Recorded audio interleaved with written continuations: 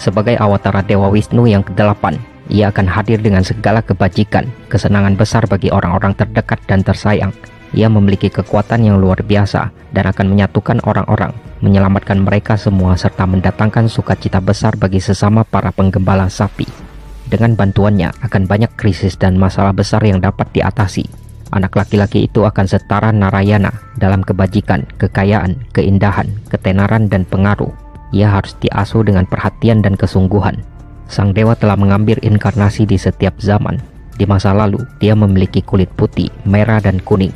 Kali ini dia mengambil kulit yang gelap, yaitu biru tua. Jadi dia akan dikenal sebagai Krishna. Krishna memiliki masa kecil yang tidak biasa, serta menghadapi banyak cobaan dan bahaya di masa mudanya. Ketika Raja Kangsa membebaskan Dewaki dan Basudewa, itu tidak sepenuhnya atas dasar merasa khawatir setelah mendengar kata-kata Dewi Durga bahwa pembunuhnya telah lahir. Raja Kangsa berpikir semua hal di bumi akan membungkuk di hadapannya karena ketakutan. Ia tidak peduli dengan usaha para dewa untuk menyingkirkannya. Kangsa lalu mengadakan pertemuan dengan para raksasa dan asura pengikutnya, serta mengutus mereka untuk membinasakan semua anak yang baru lahir dalam beberapa hari terakhir. Saat itu, Nanda, ayah angkat Krishna, pergi mengunjungi Mathura dalam suatu perjalanan resmi. Ia juga menemui Basudewa temannya. Basudewa memberi selamat atas kelahiran putranya dan menyuruhnya untuk kembali ke Gokul secepat mungkin. Ia juga meminta Nanda untuk menjaga putra Rohini, yaitu Balarama, sebagai putranya sendiri. Ketika Nanda kembali, banyak sekali pikiran dan firasat buruk mengganggunya. Di Gokul saat Nanda pergi, seorang raksasi atau raksasa perempuan bernama Putana yang diutus Raja Kangsa telah datang. Dia adalah seorang raksasa pembunuh anak-anak.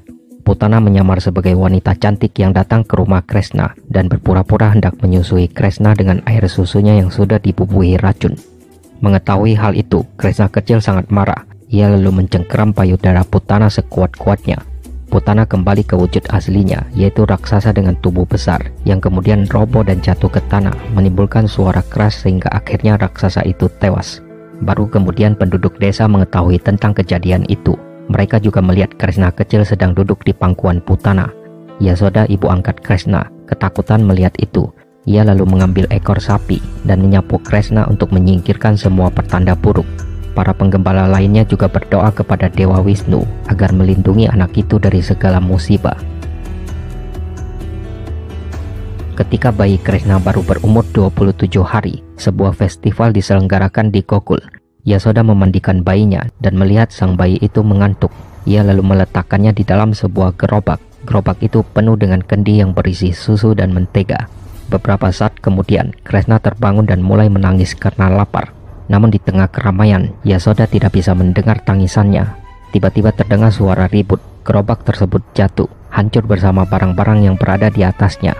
Yasoda bersama para gopi segera berlari menuju sang bayi, dan anak-anak kecil bercerita bahwa kaki kecil Krishna telah menendang gerobak sehingga terjungkal dan rusak. Siapapun tidak akan percaya dengan cerita itu. Mana mungkin seorang bayi mungil berusia 27 hari menendang sebuah gerobak sampai hancur.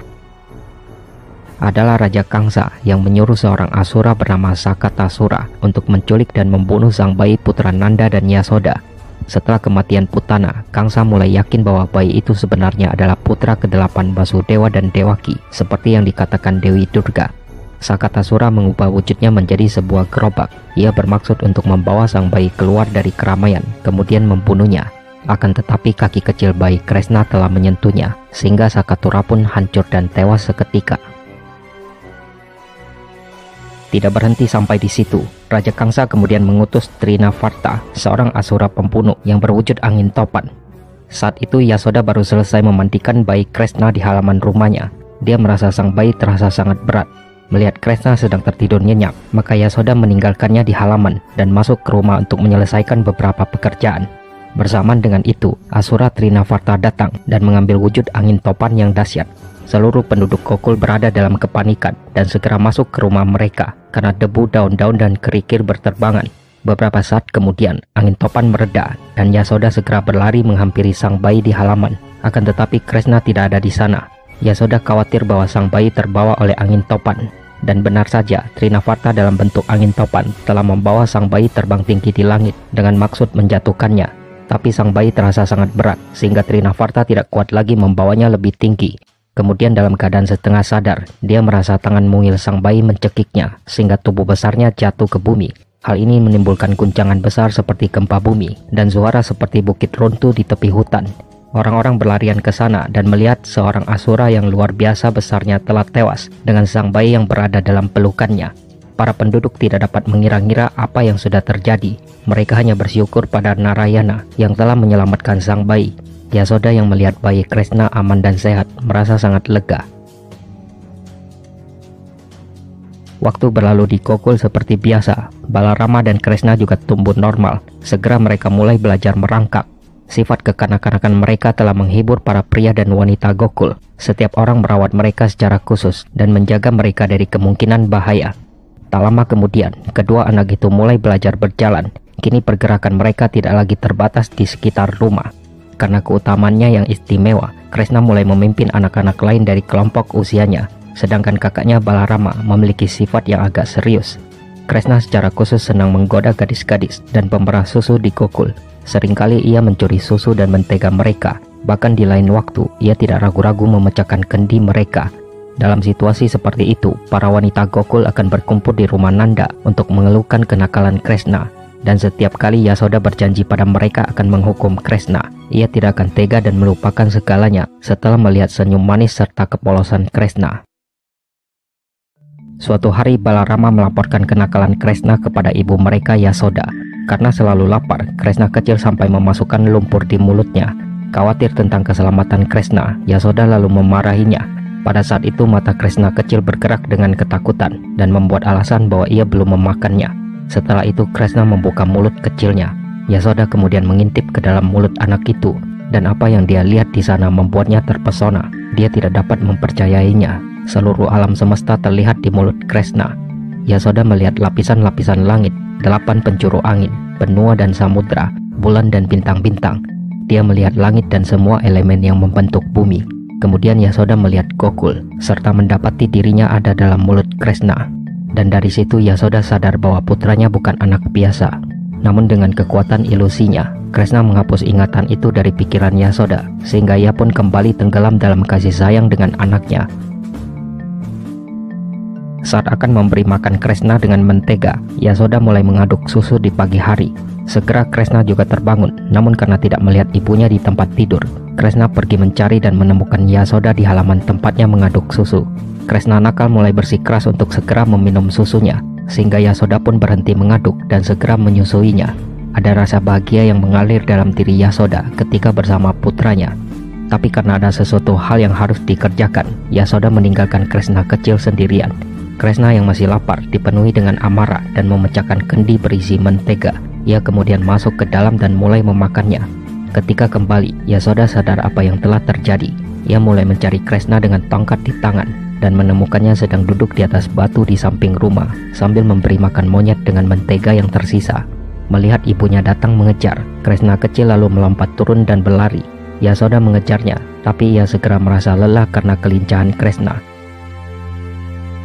Setelah itu Yasoda melanjutkan untuk mengikat Krishna kecil, tapi setiap kali akan mengikatnya, tali tersebut putus. Yasoda kemudian menggabungkan beberapa tali bersama-sama. Hasilnya tetap sama, setiap kali tali itu selalu putus oleh Krishna. Segera Yasoda menjadi kelelahan dan mandi keringat. Krishna yang kasihan melihat ibunya lalu mengikat dirinya sendiri. Kemudian Yasoda menambatkan tali yang mengikat Krishna di sebuah lesung supaya ia tidak bisa berlarian kemana-mana, sementara Yasoda mengerjakan tugas-tugas rumah.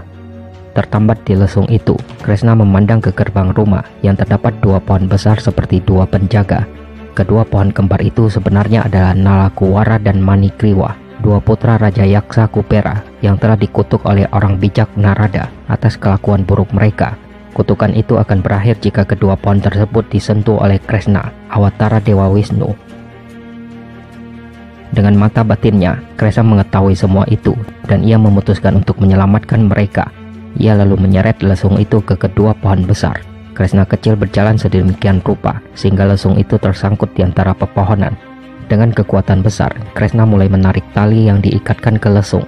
Segera setelah ia menarik, kedua pohon dengan semua cabang dan dahannya tumbang dengan suara keras. Dari sana kemudian muncul 2 sosok besar, bersinar seperti nyala api. Semua sisi menjadi terang dan indah dengan kemunculan mereka.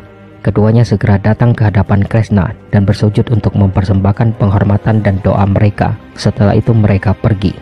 Ketika kedua pohon itu tumbang ke tanah, menimbulkan bunyi seperti petir. Seluruh penduduk Gokul termasuk Nanda langsung mendatangi tempat tersebut. Mereka sangat heran melihat bagaimana dua pohon besar itu tiba-tiba tumbang. Semua orang menggigil ketakutan dan merasa seolah-olah petir menyambar di suatu tempat. Semua tetua termasuk Nanda bertemu dan membahas masalah tersebut. Dengan suara bulat mereka menyimpulkan bahwa akhir-akhir ini gangguan telah meningkat di Gokul dan keadaan tidak lagi kondusif untuk membesarkan anak-anak seperti Balarama dan Kresna di sana. Maka mereka pun memutuskan untuk meninggalkan Gokul serta bermigrasi ke tempat hijau bernama Vrindavan. Menurut mereka, Vrindavan memiliki banyak tumbuhan dan kesuburan untuk menopang mereka serta ternaknya. Jadi pada hari yang penuh keberuntungan, seluruh penduduk Gokul berangkat menuju Vrindavan. Mereka mengemasi barang-barang dengan gerobak sapi dan menggiring ternak dalam kawanan serta memulai perjalanan. Di Vrindavan, para gembala membangun rumah mereka dan memulai kehidupan baru. Lingkungan hijau Vrindavan, Gunung Govardhan, dan air yang jernih serta tepi sungai Yamuna yang berpasir bersama-sama memenuhi hati Balarama dan Kresna dengan kegembiraan. Bersama dengan sesama penggembala, mereka memulai berbagai jenis permainan di sana. Tapi kedamaian di Vrindavan tidak berlangsung lama. Segera setelah mengetahui hal itu, Raja Kangsa terus meneror mereka dengan mengirimkan para asura demi membinasakan Kresna. Saat Balarama dan Kresna sedang menggembalakan anak-anak sapi di tepi sungai Yamuna, adalah seorang asura suruhan Raja Kangsa datang untuk membunuh Kresna, Vatsasura. Sang asura tersebut menyamar sebagai anak sapi dan bercampur dengan kawanan. Jelas ia memiliki niat jahat. Kresna telah melihat asura tersebut. Ia kemudian memberi tanda pada Balarama dan mereka pun bersama-sama menuju ke dekat kawanan anak sapi. Tiba-tiba mereka memegang kaki belakang anak sapi jelmaan Vatsasura beserta ekornya, memutar-mutarnya di udara serta melemparkannya ke langit. Ketika asura itu tewas, mereka melemparkannya ke sebuah pohon. Suatu hari, semua penggembala membawa ternak mereka ke sebuah kolam untuk minum. Di sana tampak makhluk besar sedang duduk seperti bukit kecil di pinggir kolam. Makhluk itu adalah asura bernama Bakasura yang datang ke sana dengan menyamar sebagai bangau. Ia sangat kuat dan memiliki paruh runcing yang panjang. Begitu para penggembala mendekat, bangau itu segera mengambil Kresna dan menelannya. Semua yang melihat itu tercengang. Mereka tidak percaya dengan apa yang baru saja dilihat. Tetapi di dalam paruhnya, Kresna membuatnya sangat panas sehingga menyebabkan luka bakar di tenggorokan sang asura. Bakasura tidak bisa menelan Kresna dan lalu memuntahkannya. Ia mulai memukul Kresna dengan paruhnya yang kuat. Kresna menangkap paruh Bakasura dengan kedua tangannya serta merobek mulut bangaunya itu hingga terpisah. Dan hal itu mengakibatkan sang asura tersebut tewas seketika. Para gembala yang lain bersorak riang gembira menyaksikan kemenangan Kresna. Agasura adalah nama seorang asura yang dikirim Raja Kangsa untuk membunuh Kresna. Ia merupakan saudara dari Putana dan Bakasura yang menjadi pengikut Kangsa. Ketika Kresna, Balarama, dan anak-anak lainnya bermain di tepi sungai Yamuna, Agasura merasa iri. Mengetahui bahwa Kresna telah membunuh saudara laki-lakinya Bakasura dan saudara perempuannya Potana, tampaknya ini adalah saat yang tepat untuk membalas dendam. Agasura lalu mengubah wujudnya menjadi seekor ular sanca yang amat besar. Ia bersembunyi di antara pepohonan dan semak belukar, serta membuka mulutnya lebar-lebar bagaikan sebuah goa. Kresna dan penggembala lainnya yang merasa penasaran, lalu mencoba memasuki goa tersebut. Saat semua gembala termasuk Kresna berada di dalamnya, Agasura langsung menutup mulutnya. Semua gembala ketakutan, kecuali Kresna. Dengan tongkat gembalanya, Kresna melubangi perut asura tersebut. Akhirnya mereka dapat keluar, kemudian langsung menyerang asura itu dengan senjata apapun, sampai Agasura benar-benar tewas. Setelah itu mereka menyeret tubuh Agasura sampai pintu gerbang Vrindavan. Setelah membunuh Agasura, Kresna kembali mengajak teman-temannya pergi ke tepi sungai Yamuna, dan di bawah sebuah pohon rindang, mereka duduk melingkar. Kresna berada di tengah-tengah lingkaran. Mereka lalu mengeluarkan bekal makanan dari rumah yang disiapkan ibunya masing-masing dan mulai makan sambil bersenda gurau. Peristiwa besar yang mereka alami terlupakan sesaat dan memang itulah tujuan Kresna. Namun pada saat sedang sibuk menyantap makanan, ternak mereka hilang. Kresna lalu menyuruh agar mereka tenang dan melanjutkan makan. Dia akan mencari dan mengembalikan ternak mereka. Kresna pergi mencari ternak di sekitar tempat tersebut, tetapi tidak menemukan mereka, dan ia pun kembali ke tempat anak-anak yang sedang makan, namun mereka juga lenyap. Tiba-tiba Kresna tersenyum. Dalam hati ia tahu bahwa ini pasti ulah Dewa Brahma.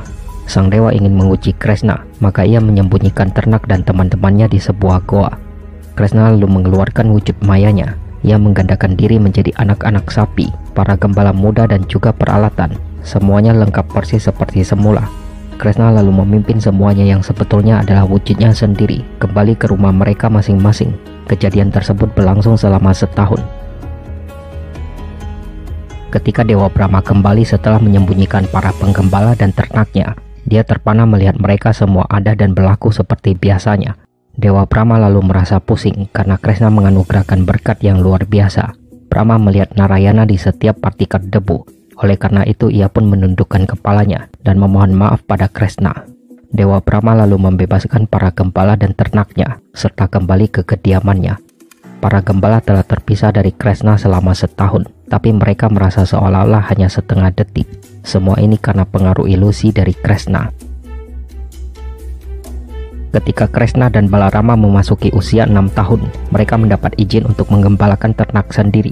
Bersama dengan sesama penggembala, kedua bersaudara itu juga mulai membawa ternak mereka ke Vrindavan. Melihat keindahan Vrindavan dengan bunga-bunga indah berwarna-warni dan buah-buahan, Kresna merasa sangat gembira. Dia kemudian membawa ternaknya di kaki bukit Govardhan dan di tepi sungai Yamuna. Bermain seruling adalah waktu luang favoritnya. Suatu hari, temannya bercerita bahwa ada sebuah hutan yang indah bernama Talvana yang memiliki banyak pohon buah yang matang. Tetapi seorang asura yang tangguh bernama Dhenukasura menjaga hutan itu. Dia sangat kuat, jadi tidak ada yang berani ke sana. Bahkan hewan dan burung-burung pun enggan ke sana. Mendengar itu, Kresna dan Balarama membimbing mereka semua ke Talvana. Di sana mereka mengguncang pohon, dan dalam waktu singkat, tumpukan buah-buahan yang matang dan lezat berkumpul di bawah pohon. Semua penggembala mulai makan buah-buahan tersebut. Mereka juga sangat berisik. Terganggu oleh suara berisik dan buah-buahan yang jatuh, Dhenukasura datang ke sana sebagai seekor keledai. Dia berteriak keras dan mencoba memukul Balarama. Namun Balarama menangkap kaki belakangnya serta melemparkan asura itu ke udara. Dhenukasura terjatuh ke tanah dan tewas seketika. Sejak saat itu, setiap orang mengunjungi Talvana tanpa rasa takut dan juga ternak merumput dengan bebas di sana. Kresna mempunyai banyak pertemuan menarik dengan kekuatan jahat dan dengan mereka yang tidak menyadari bahwa ia adalah inkarnasi Wisnu.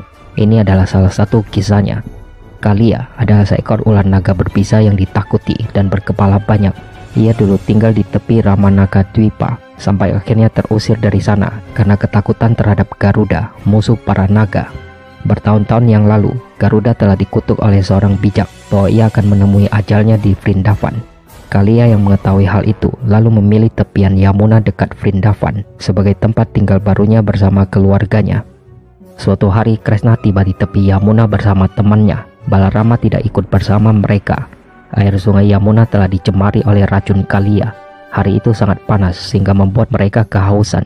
Tanpa berpikir panjang, mereka semua meminum air sungai Yamuna, tapi setelah itu mereka pingsan. Kresna yang tidak terpengaruh oleh racun Kalia lalu menyadarkan mereka dengan kekuatannya. Kemudian Kresna memutuskan untuk memurnikan kembali air sungai Yamuna. Ia mulai mengikatkan kain di pinggang serta memanjat pohon kadamba dan melompat ke sungai. Di dalam air, Kresna mulai bermain dan memercikkan air sehingga menimbulkan ombak tinggi. Ketika naga Kalia mendengar suara itu, dia menjadi sangat marah dan muncul di hadapan Kresna. Kalia melihat seorang anak laki-laki yang tampan, lembut dan berkulit gelap sedang bermain dengan gembira di sana. Dia mulai melilit tubuh Kresna serta menggigit dan menyuntikkan racun ke dalam tubuhnya. Terikat dalam lilitan Kalia, Kresna seolah tidak bisa bergerak. Melihat Kresna dalam keadaan tidak berdaya, semua penggembala sapi merasa ketakutan. Mereka bergegas kembali ke Vrindavan dan memberitahu semua orang apa yang telah terjadi.